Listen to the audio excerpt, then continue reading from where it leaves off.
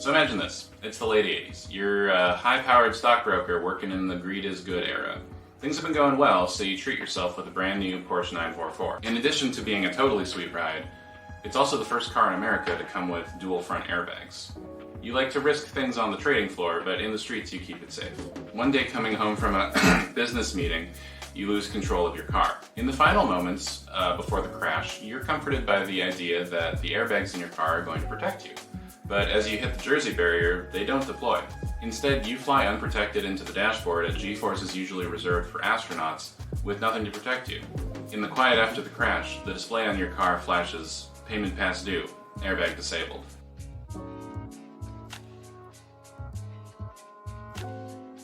Now obviously, this isn't how airbags in cars work or have ever worked. Airbags were introduced first as an optional safety feature and were made mandatory about a decade later. Airbags work the life of the car, whether you're paid up or not. And at this point they're so sacrosanct that, in fact, recently I took in my 20-year-old minivan because of the Takata recalls, and they fixed my airbag for free. We don't even give these safety devices a second thought. We have the car has airbags, so we're protected by the airbags. But with new technologies being introduced, our intuition about the things that we own might not always hold up.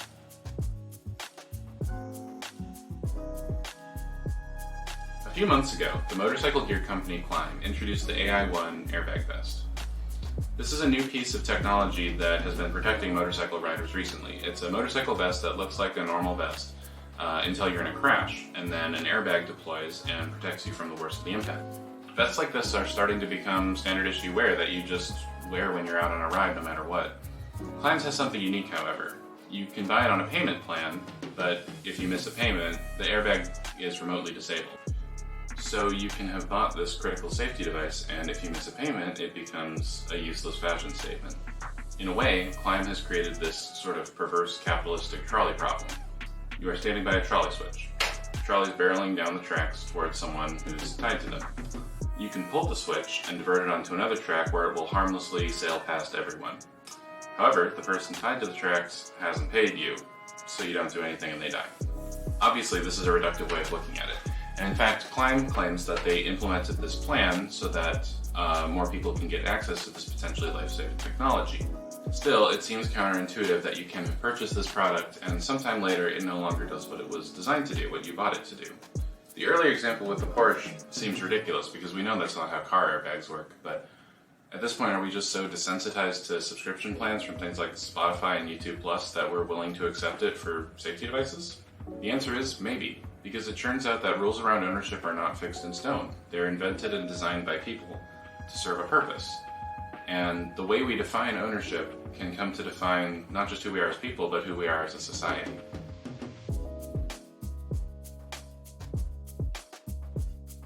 I remember way back in 2013, I had an iPhone 4. And it was common among iPhone users back then to joke every time a new iPhone came out, "Oh no, my phone's about to slow down, ha ha ha." 4 years later, we learned, no, that's actually a real thing. Apple has been intentionally slowing down older devices.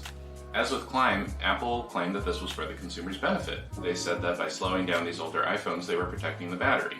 But the customers, who again had already paid for a real physical iPhone, were not consulted and weren't offered an opportunity to opt out. Intuitively, we think the transaction between the user and Apple is over as soon as they leave the Apple Store. In reality, because of license agreements and software updates, Apple maintains a very high degree of control over iPhones long after they've left their hands. In the end, although they admit no wrongdoing, Apple did pay about $500 million to iPhone users to settle this lawsuit.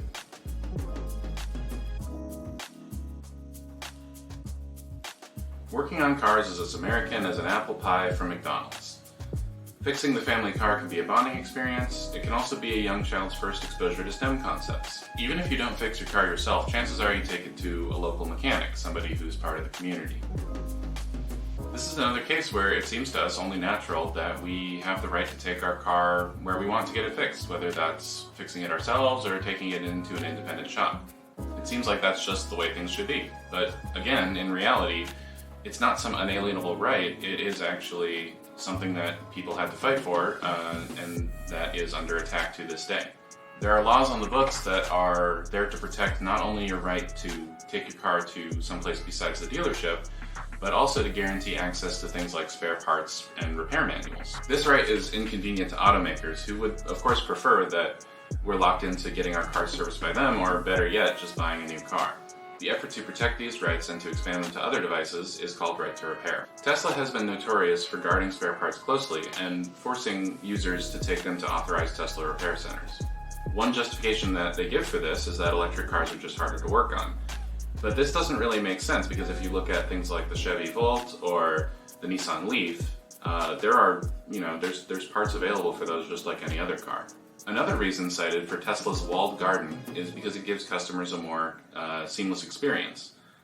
But with stories like this one, where a Tesla owner had to wait 58 days with a burned out husk of a Tesla in his driveway just because there was a backup at the Tesla repair centers, it's kind of easy to question whether this is actually giving consumers a better experience.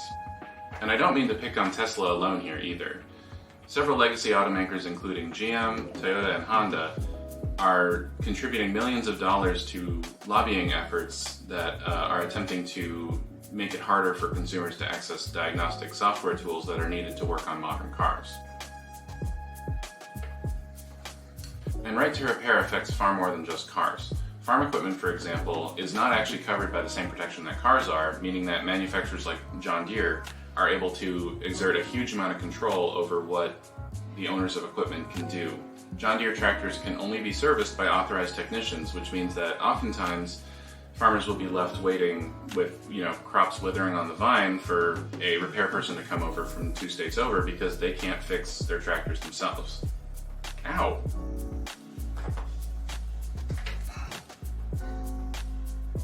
Coffee makers, medical equipment, and iPhones with degrading batteries are also fronts on the war for do-it-yourself.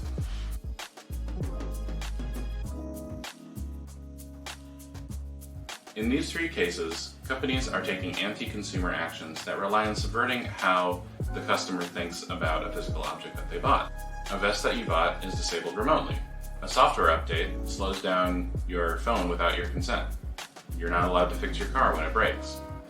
These are all fundamental violations of what we think it means to own something. But there's a deeper similarity there, and that's that none of these actions could have been taken without 21st century technology. Think about it. One reason that my example earlier with the Porsche sounds ridiculous is because there's just no way that a company could have done that in the 80s. Back then, it would have just been impossible to make a system to remotely deactivate an airbag. I mean, people barely even had car phones, so how are you supposed to, remotely deactivate part of a car? If they had wanted to deactivate people's airbags when they stopped paying, they would have had to call them up and be like, oh, hey, you're behind on your payments. Would you come in and we can unplug that airbag for you? Like, no, that sounds crazy, and yet that's exactly what Climb is doing, only they're using embedded systems technology. Apple's move to slow down older iPhones was only possible because of how common it's become to release patches to software that's already been released. Back in the aughts and before, once software was written to a floppy or a CD-ROM, that was basically it. And firmware updates for mobile devices were even less common. Also, unrelated, but did you know that patches are called patches because back in the punch card days, if you made a mistake and punched the wrong thing, you'd put an actual physical patch on the punch card? Because I just learned that today. Moving on, right to repair has come into focus in recent years only because of how complex cars and other modern devices are. Not too long ago, you could write a relatively accurate repair manual for a car just by disassembling it, and replacement parts could be reverse engineered from factory parts. Modern cars have parts that are built to such a tight specification that you don't really have a hope of recreating them without the original cab. But even trickier is that in the last 30 years, cars have become increasingly computerized, and you can't easily reverse engineer the diagnostic tools required to work on them, which gives automakers an unprecedented level of control. Companies are taking control of the physical objects in our lives because basically they can. But to quote Jurassic Park, your scientists were so preoccupied with whether or not they could, they didn't stop to think if they should.